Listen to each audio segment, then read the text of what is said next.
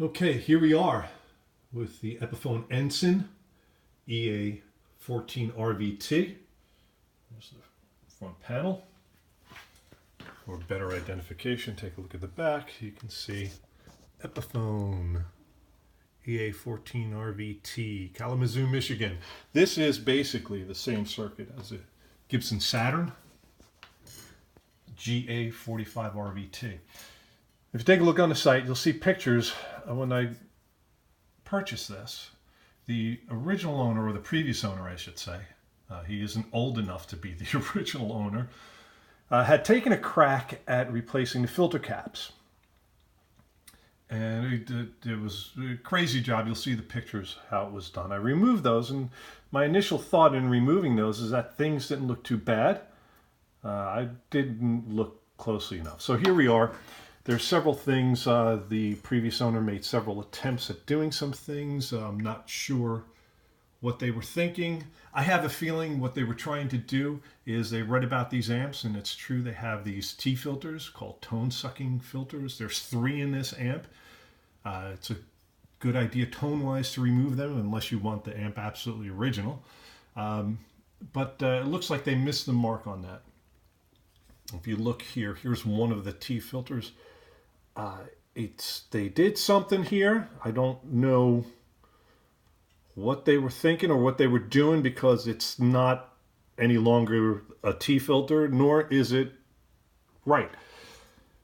Also, in with that, I think they tried to do something with the tone stacks. This is the reverb channel. You can see that this is the bass pot, and this is a treble pot. That's a volume, and this is reverb, I believe, and the 2 tremolo pots. At any rate, you can see things were changed around here, and in closer inspection of the wiring, it's not going to work at all. So I'm not sure what they were thinking. They did. So you can see this is on this amp. It's called Presence. You'll also know it as a bright switch in Fender world. That's what that is. It changed values. That's not so bad. But as you can see with some of this, and on the board itself, there's some horrible lead dressing. This is one of the node points. And over here you can see, looks, I don't know if he did or someone previously had replaced the original screen resistors, which is a good idea. I'm sure they were burnt out, and these look at least 2 watts, which is good, but horrible lead dress. There's horrible grounding, other issues. There's some other changes. He did all this other work, but didn't change these. These will go. These are cathode bypass capacitors, which are original. So there's quite a bit of work to be done. Also, I'm going to rewire this switching, the power switch. It looks like he might have removed the death cap, but he still has the polarity circuit set up. That's going to be eliminated. There'll be 2 options to turn on and on, but it won't do anything different. The standby switch is interesting. As mentioned on the website, in standby, the power tubes and several other tubes, such as the reverb driver and the tremolo circuit, actually get full power. The bias circuit is activated. That's fine. It really is basically the preamp tubes that are not receiving plate voltage in standby, allowing their filaments to warm up before then turning the amp on and hitting those plates with full plate voltage. So I'll probably leave that, but there may be an opportunity to do something there. I like the idea that the bias circuit is engaged immediately. That's always good.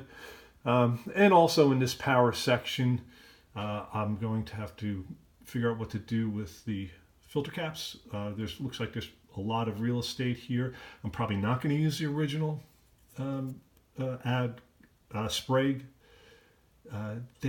The F&Ts are smaller from right now. I love the F&Ts, and also the Spragues didn't test all that well. They were okay. Things such as, this is actually the original diode. It's actually a half wave rectifier, so it's 2 diodes, but it was removed and retacked in at some point.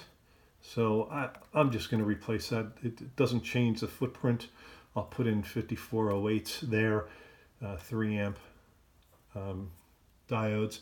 Probably replace the bias diode. I'll have to check these bias caps, install somewhere around here an adjustable bias, which would be nice. So there's quite a bit of work, and also at the end of the day I may do all this work and find that this board is conductive. That happens with these old Gibson amps, and then it's all for naught. Either I've got to replace the board entirely, or if I'm going to do that, I'm probably going to turn this into a Vibrolux, which is sort of what this amp is in Gibson terms. It's a 2x10 with somewhere around 35 watts or so, dual 6L6, although I'm very interested in seeing what those 7581 tubes will do. All right, so there you go. So quite a bit of work, and we'll see what happens next.